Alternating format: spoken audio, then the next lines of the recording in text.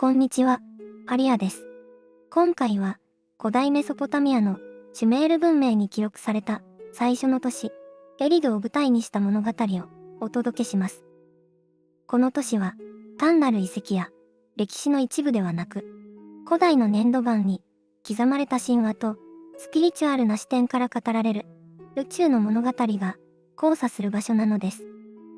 紀元前5400年頃、現在のイラク南部、ゲルシャ湾に近い湿地帯に小さな集落が生まれました。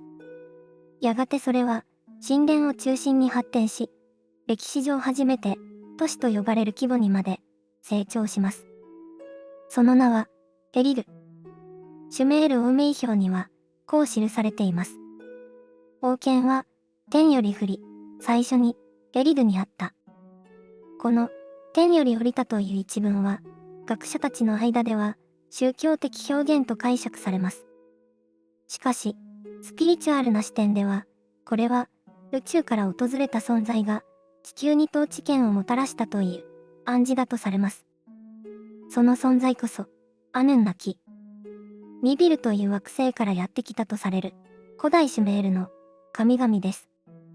彼らは高度な科学と宇宙航行技術を持ち、地球の資源、特に金を求めてやってきたと語られます。アヌンナキの中でも地球での活動を率いたのは2人の指導者、エンキとエンリルです。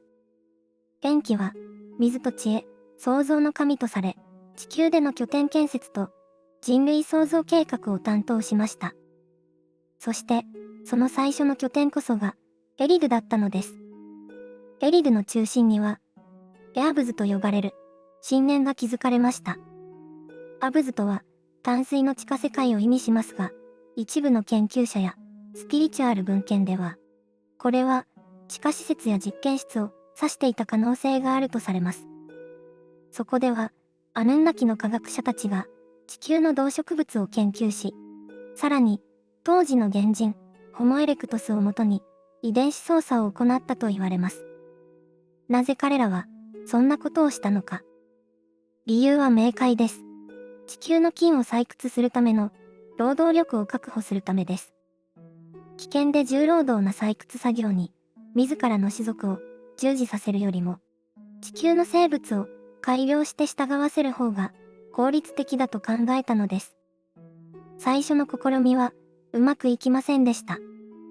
知能や身体能力は高まりましたが、繁殖能力がない個体も多かったとされます。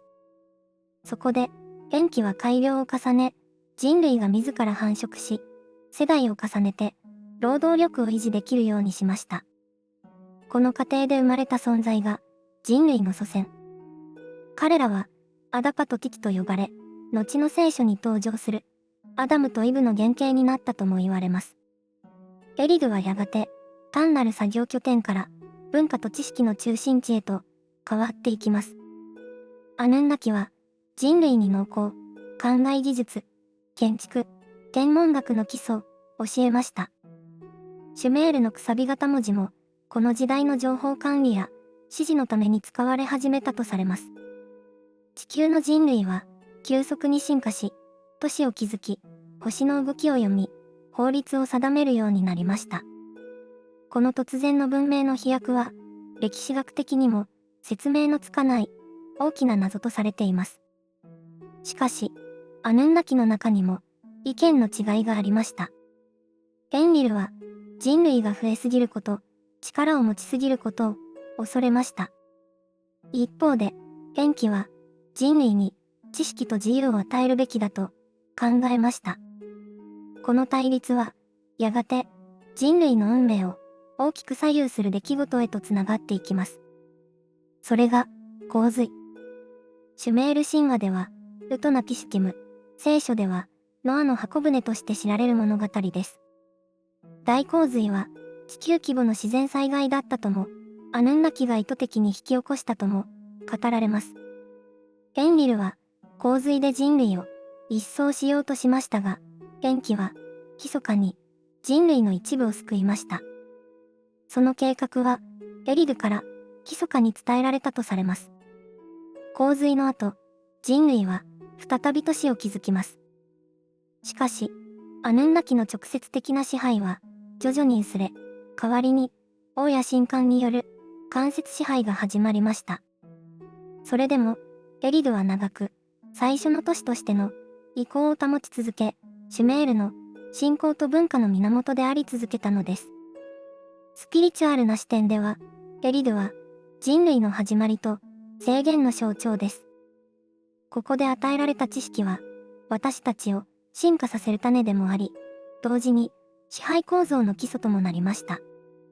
現代の社会システムに見られる権威への服従や上下関係の意識は、この時代の影響を色濃く受けていると言われます。ニビル、太陽を長い楕円軌道で周回するとされる惑星。そこから訪れたアヌンナキたちは、地球の資源、特に金を求めてやってきました。金は彼らの星の大気を安定させるために必要だったとされます。その採掘の拠点として選ばれたのがメソポタミアとアフリカの鉱脈。そしてそれらを管理するための都市がエリドでした。エリドはただの都市ではなく、地球全体の活動を指揮する指令センターの役割を持っていたと言われます。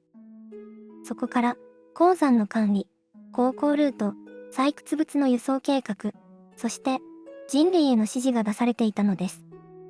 アヌンナキの計画は3段階に分かれていました。第1段階は地球環境と資源の調査。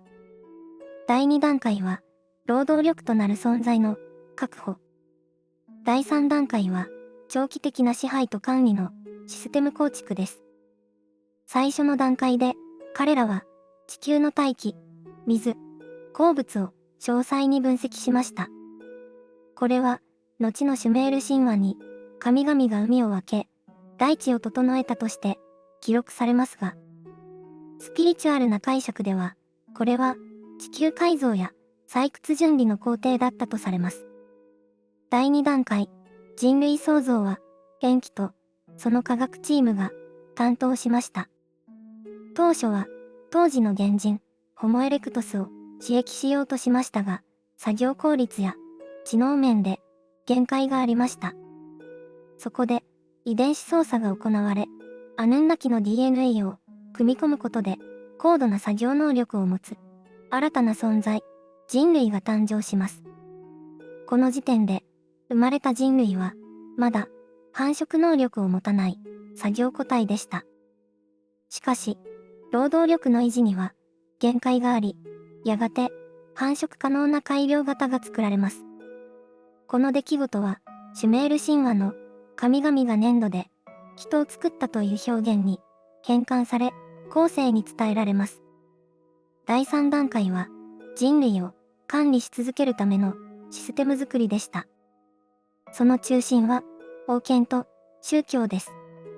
アヌンナキは、自らを神として崇拝させ、特定の血統を持つ者に王位を与えました。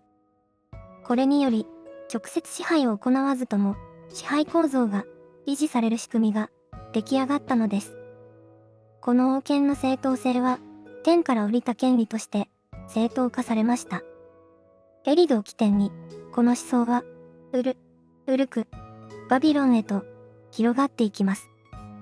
同時に、宗教儀式や暦も導入されました。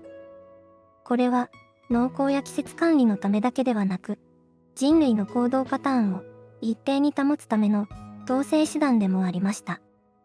新月や満月、星の配置に合わせた祭りは、エネルギーと労働のサイクルを支配する仕組みだったのです。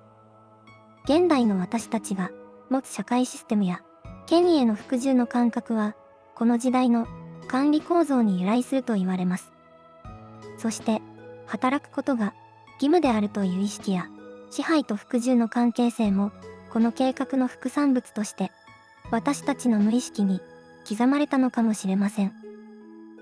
次回は、このアヌンナキの地球計画が、どのように他の古代文明、エジプト、マヤ、インカなどに影響を与えたのかを見ていきます。最後まで見てくれてありがとうございました。また次の動画でお会いしましょう。